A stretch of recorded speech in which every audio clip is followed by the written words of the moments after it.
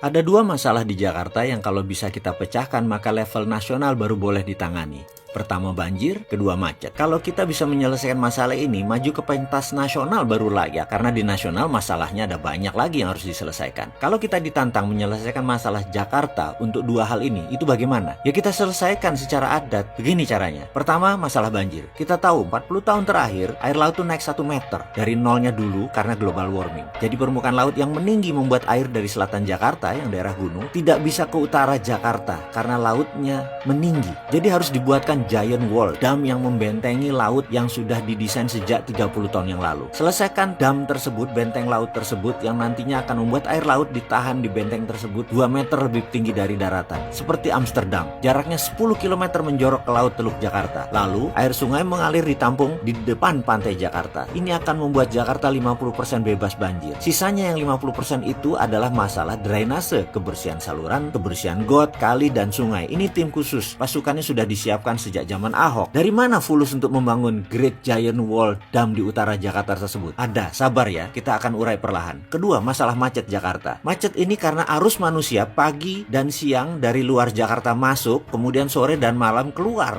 dari Jakarta. Jadi, kunci pengurangan arus tadi bukan dibangun rel kereta api, tapi dibangun rumah di tengah Jakarta. Lah kok rumah? Kalau ada rusunawa atau rumah susun sewa seluas 100 meter persegi, 3 kamar tidur, 2 kamar mandi, harga sewanya 2,5 juta per bulan. Anda mau ambil nggak? Kemudian ada sekolah TK, SD, SMP, SMA di sekitarnya, ruko, kios, warung, pasar di sekitarnya, klinik, puskesmas, rumah sakit semua ada di bawahnya. Mau tinggal di situ nggak? Weekend, kita masih punya weekend house. Rumah kita yang di Depok, di Serpong, Tangerang, Banten, Bogor, Sentul, Bekasi, dan lain sebagainya kita masih punya. Tapi kita tinggal di sananya hanya weekend. Hari biasa tinggal aja di tengah kota di Jakarta. Toh sewanya murah dan nanti kita tidak ada ongkos ekstra lagi untuk bolak-balik. Ongkos bolak-balik tadi hampir 2,5 juta loh per orang. Sekarang Anda bisa tinggal satu rumah sewa. Yang weekend house tadi ditinggali hanya Sabtu Minggu dan hari libur. Hari kerja di Jakarta semuanya walkable, bisa jalan, melangkah tanpa kendaraan. Lahannya di tengah Jakarta. Jadi tidak ada jalan bolak-balik lagi, kendaraan tidak wirawiri lagi, kendaraan berkurang mobilisasinya. Lahannya ada ratusan hektar tanah di tengah kota Jakarta, di Jalan Gatot Subroto, di Selipi, MT Haryono, di Halim, Kelapa Gading, Kemayoran, milik dari Angkatan Darat, Angkatan Laut, Angkatan Udara, Polri, dan Departemen Negara lainnya. Ini kita akan bangun